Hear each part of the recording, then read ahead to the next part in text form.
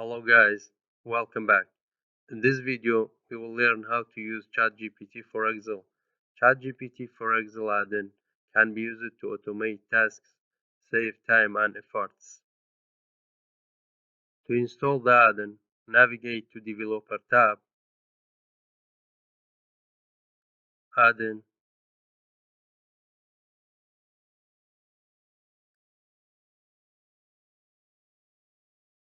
search for ChatGPT for Excel,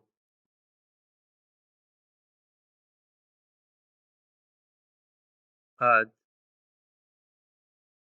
continue. In this tutorial, we will explore the AI.table function. You can use AI table to create a table of data. I have a request to create a table with the 10 smallest countries with their GDP. Write the function AI.table.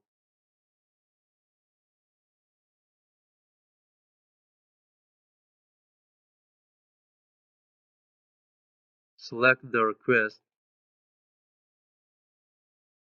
Wait for a while. ChatGPT generates a table with the smallest countries and their GDPs. Thanks for watching. I hope you found this video to be helpful. For more daily tips and tricks, subscribe us and don't forget to like the video.